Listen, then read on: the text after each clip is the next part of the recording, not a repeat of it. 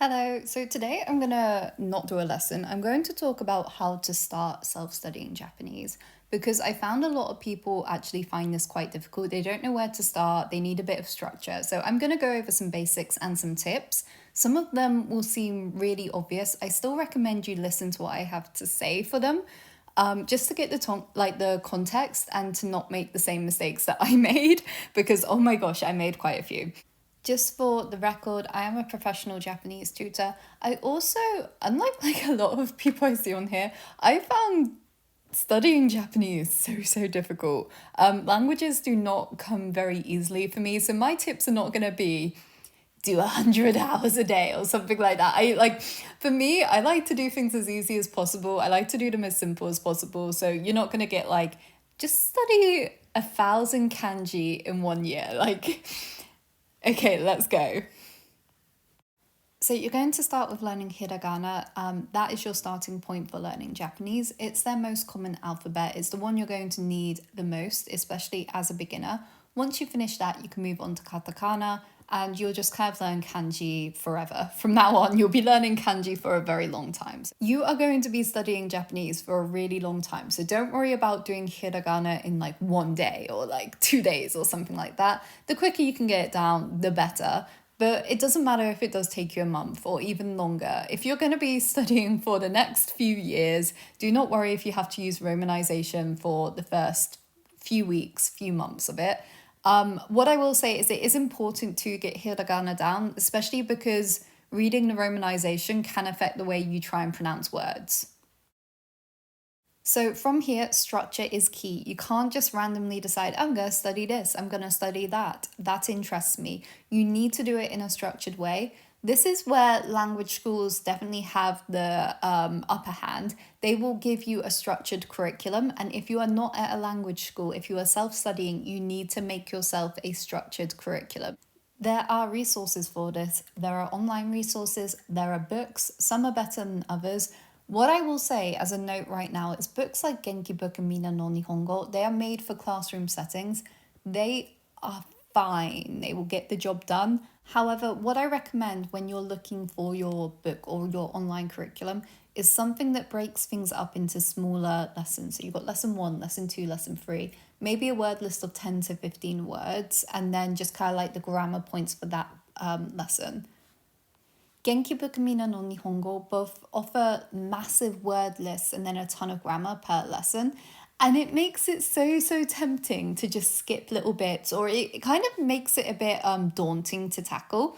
They're not my favorite books. They will do. I don't want to make this video a massive plug on my website, but I do have a website that does set things up like this. It's got word lists, it's got kanji lists, it has everything broken up into little lessons, and then you can choose how often you want to do a lesson, like once a week, twice a week, etc. But let's move on. This one is really easy to do if you do end up using one of the popular books like Genki Book. It's easy to do on any course, but learn everything. Oh my gosh, you cannot pick and choose what words you want to learn if your goal is fluency. There are definitely words that are more and less, like more important. There's words that you use more often, but you can't just say, oh, I don't think I'm going to use the word blackboard. Actually, blackboard is such an uncommon word. Sofa. And then just not learn the word sofa for now and be like, oh, I'll learn it later. No, just learn it now. You can't pick and choose. You will fail your exam. Be realistic. Do you like studying or do you like the idea of studying? Because I am 100% the latter. I love the idea of being that person that can go to a coffee shop, get 3 hours of studying and even like any hours of studying would be nice in. But I'm not. I'm the person that will go to a coffee shop and then be like, yes, I'm ready to study, and then I'll sit on my phone or something. You need to be realistic with what kind of a studier you are. And also, a lot of people go into it like, oh, I'm going to do like 20 kanji a day, 100 words a day, etc. That is possible for very few people. You need to set a nice tone. To be fair, to begin with, if you want to do like 10 kanji a day or something like that, that's fine. But when you get to the point where, that a lot of people will get to, I'm not going to say everyone will, but when you get to the point that a lot of people will get to, where you can't study at that pace anymore, you're going to burn yourself out, you need to bring it down a lot. You need to be like, what is sustainable for me? this is going to take a lot longer than a lot of people think, especially if you're doing this as self-study on the side, kind of in your free time. If you have a 9 till 5 and then you have other commitments and things like that, you need to be realistic about how long this is going to take. When I'm tutoring, I occasionally get students in who only do maybe half an hour a week. And I know they don't do their homework, they don't study, and they don't make very much progress. You need to have the time to set aside to study, and you also need to want to study. And I don't mean in a way that, I would love to know another language. I would love to be able to speak blah, blah, blah, or something like that. I would love to have another hobby. And I want to have one, but it doesn't mean I'm going to do it. You need to want to do it and be able to do it. You need to do it, if that makes sense. You can't just think, wow, it'd be nice to have the time to do it, or wow, it would be nice to study and know this language. You have to know that you are going to do it. This may seem out of place as well, but you also need to have some understanding of nouns, verbs, and adjectives for Japanese. There's so much more that would really, really help if you had an understanding of that. But at least as a beginner, we're going to talk a lot about like that's a noun, that's a verb, that's an adjective. And you don't know how many people, including me, back in the day, will kind of start learning Japanese and then they realize they actually don't know what is this, what is that, what's a noun, what is a verb. You will get better at it as you study, because you have to, but it will make your life so much easier if you just quickly go on Google and look up what is a verb, an adjective, and a noun, maybe an adverb as well, if you don't already know, if you kind of like a bit hazy on them. Next, don't neglect numbers. This sounds stupid, but the Japanese currency deals with a lot of very high numbers. So they are important to know. It's important to know the high numbers straight away. Japanese counting, people usually they're like, oh, this makes so much sense, it's so logical, or they absolutely hate it. And you can fall into two boxes if you go down either of these roads. You can fall into the, oh, this is so logical and it makes a lot of sense, and you can just figure out what the number is, like, because it's so logical. And then you don't need to practice it in your head. And then someone says a number or asks you to say a number, and it takes you absolutely ages to say the number because you haven't practiced saying numbers. You just know the formula for it. And like, yes, you can say the number correctly, but it'll take you a really long time. And it just sounds like you're saying in English, someone says, oh, how much is that new car? And you go, 32. So you just need to practice your numbers. The other set of people are the ones who absolutely hate numbers. You also need to practice them. I'm very sorry, but yeah. This one is probably a more obscure one, but a lot of people who learn Japanese were maybe we're used to talking more casually in our first languages, or just even other languages we've learned. This does not always translate very, very well to Japanese, and you'll actually just sound like you don't know the language very well if you try and throw in a bit of more casual speech when you shouldn't. So basically, so a good example I have for this is a student wanted to say, annoyingly, my boss wasn't in today. And I was like, the grammar was fine, but the actual phrase there did not really translate very, very well to how a Japanese would phrase that sentence. And you kind of just have to, especially as a beginner, as you get better, you will learn how to phrase this in a way that like does the nuance you want. But as a beginner, you're just going to have to learn that, this is a language built on respect. You're probably not going to sound right if you say, annoyingly, my boss wasn't in today. You want to say something like, I don't know, unfortunately, my boss wasn't in. You get me? Like, there's just some things that aren't gonna translate well.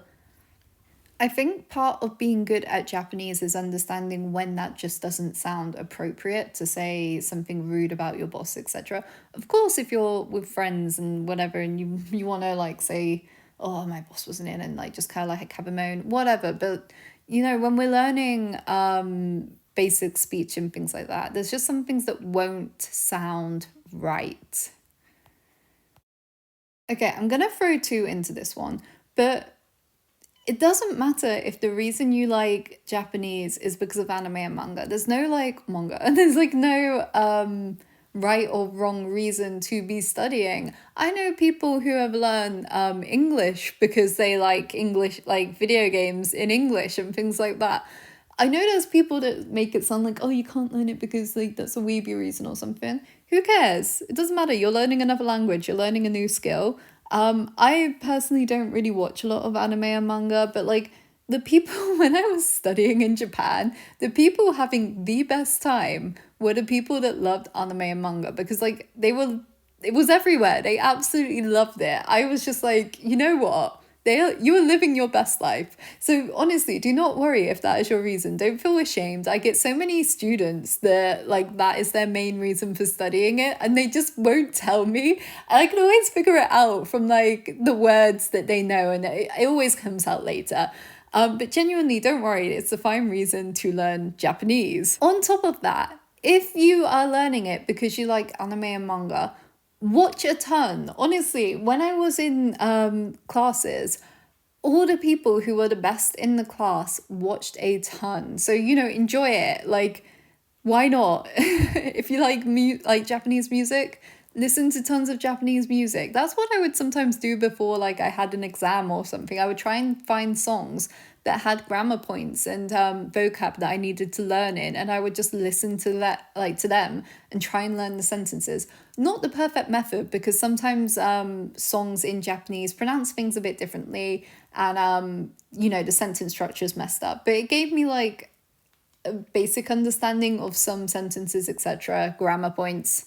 So kind of my last one, you need to make sure you get in your listening practice. So go onto YouTube, watch videos, watch tons of videos, watch my videos, watch other people's videos, just watch everything. The more you input, the better. It's all input. It needs to go into your brain. You need to listen to it. And just use it. Like, it does not matter if you're pronouncing it wrong. As long as you were trying to pronounce it, you will eventually get it right. I very rarely focus on correcting absolutely every little bit of my students' wrong pronunciations. If it's obviously wrong, yes, but if it's just a little bit wrong, if you're a beginner, it's going to go wrong. It's going to sound wrong. They've got different sounds, especially the sound, the little RL mix. If we're not used to doing that sound, it's really hard to make. But you're not going to get it right by not doing it. Just don't be embarrassed. Say it. Practice it at home if you're really embarrassed to say it in front of people. And just enjoy. Don't worry about making a fool of yourself. The last tip I will give is if you can, if it's at all an option, try and join an online, not an online class, try and join an in-person class just in your local area. I know it's not an option for a lot of people, but if it is an option for you, it will offer you the structure that I mentioned you need in this class. It will offer you the chance to speak. You can even make friends if you're really, really lucky. A lot of the people in Japanese classes have the same interests. So I really recommend, if that is an option, go for it.